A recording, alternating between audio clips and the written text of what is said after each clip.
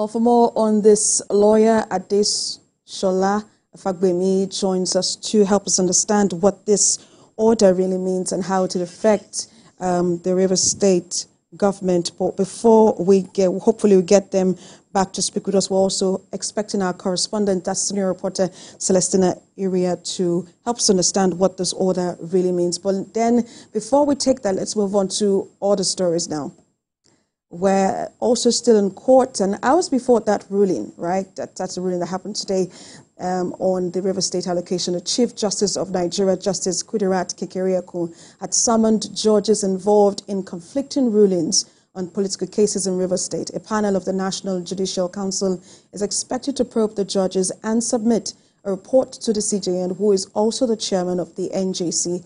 Our correspondent Celestina Area reports.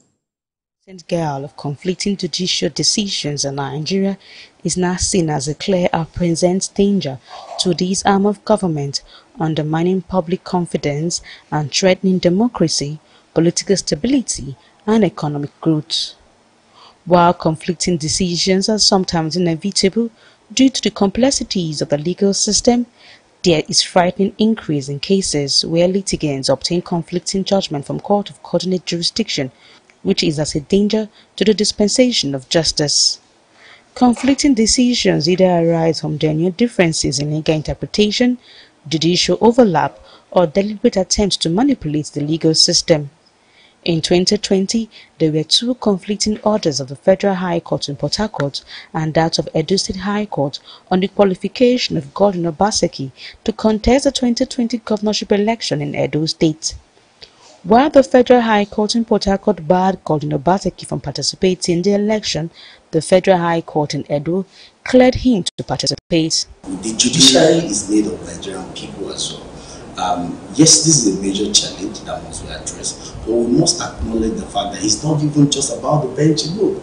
So those of us who are lawyers at the bar also need to recognize the fact that we're contributing to some of these challenges. Then individuals outside, judges don't just come up with orders, they are Father Christmas, and they don't just come up with decisions. Oftentimes Nigerians, litigants, lawyers approach the court with their complaints and seek relief as the case may be. Another case is the political impasse in River State caused by the conflicting decisions of two federal high courts. Justice James Omotosho nullified the Rivers 2024 Appropriation Bill of 800.3 billion naira that has been passed by former Speaker Edison Ehi and signed into law by Governor Similayo Fubara, and directed the governor to represent the budget to Martin Amewele-led House of Assembly. However, a few hours after the delivery of the judgment of Justice James Omotosho, Justice J.O. Abdulmalik delivered a ruling ordering substituted service of the originating processes on all defendants in the suit filed by some Rivers elders to stop Governor Fubara from re-representing the budget to the Martins Amewele-led faction of the House of Assembly. The court also ordered parties to maintain status quo pending the hearing and determination of the motion ex parte filed by the elders. Now, the CJN has summoned judges involved in the cases pertaining to River State and set up a panel to investigate these judgments. The panel, headed by a former Court of Appeal Justice, includes two heads of courts. The summons is for the Chief Judge of the Federal High Court and judges who delivered rulings both in Rivers and Abuja in respect to the political crisis in River State. Celestina Area, TVC News, Abuja. Well, let's bring in Celestina Area. She's in court for us, and she has been following the developments surrounding the River State that's in Abuja. Celestina, it's good to have you join us. Talk to us. What difference does this order make? Well, the governor will have to comply with this order and represent the budget before the Martins Amewele House of Assembly, because this is the second time a court is making findings in that regard.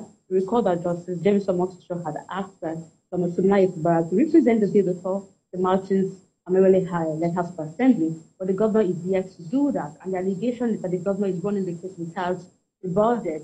Although there are provisions that allow a state to run using the previous year budget, but I think that was the 6 month lifespan, and there's a 3 month for that, and the governor has elapsed that.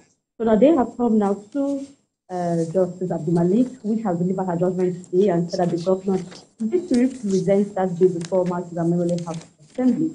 And the governor has the right to appeal, but so far the subsisting judgment today is for Governor Kudirat to represent that bill before Martin Zamerole House of Assembly. But looking at what this case really portends, so if it aligns with the Constitution, particularly, there's of course the conversation of if this aligns with the Constitution, if you take a look at Section 109, which talks about defection from a political party with reference to, of course, to similar cases. Do you think this is conflicting with the reports or rulings we've had and court orders we've had before now? Or this puts a stop to any other court suit that we'll be seeing in the days to come? Well, so far so good. The issues pertaining to River State are still very much ongoing. I know that CJN, who is also the chairman of the NDC, has stood away behind these issues and has summoned the judges. We recall it started from the Kudirat State High Court, where the court affirmed the removal of 27 lawmakers and declared their seats vacant, and while the Federal High Court reinstated them. So it has been a case of back and forth between the River State High Court and the Federal High Court, and the issue of jurisdiction and apply in this very case and territorial jurisdiction. So far, so good. The issues are still going on. Parties are still filing applications and they are still appealing the various judgments. So it is not yet to rule for both the governor and Martin Zamerole, because both parties are still exploring their options in law. And just you rightly reported earlier today that the Federal High Court, also sitting in Abuja, has adjourned till the 21st of January to whether to rule or try the former governor of Kogi State in absentia. What more can you tell us about that? Well, yeah, the application was moved by the counsel for the EFCC, Kemi Pinero-San, and he said this is imperative because the former governor is yet to present himself for trial, despite various orders on court, and this is the 7th adjournment, and they are yet to see former governor Yaya Bello in court. And we also recall that he also has a case before the FCT High Court, and that is also money laundering in the tune of 110 billion. And that at the Federal High Court is 87 billion naira and $100,000 or thereabouts. But now the case, this is to force the hand of the former governor to produce himself in court. The counsel to the EFCC said that the court cannot be seen to be helpless because every order given by the court is being appealed by the former governor. And so far, so good. Those when he got to the Court of Appeal, which I'm presently am, the Court of Appeal sent him back to the Federal High Court that he should present himself for arraignment and that he shouldn't take any further steps in filing any application until he presents himself for arraignment. So now it seems that all the ways or all moves to get him to appear before the court is not yielding any result. So the EFCC has to move that the trial should be done in absentia, and that would know the provisions of Section 275 of the ACJA allows that. So what this means is that the court is at liberty, if the court decides to move ahead with the trial, is at liberty to enter a plea of not guilty for the former governor, and the prosecution can call his witnesses. I also recall that the former governor has always had counsel representing him in court. So those counsels can choose to cross-examine the witnesses produced by the prosecution, and also they can also bring in their witnesses. But so far, so good. If the court is to rule next day in one way or the other, we'll get to know how the trial proceeds from them. But the EFCC is saying that the absence of the former governor to take his arraignment cannot tie the hands of the court or truncate the trial. Yeah, that's the 21st of January 2025. Our correspondent, Celestina Area, helping us understand what's been happening in court today.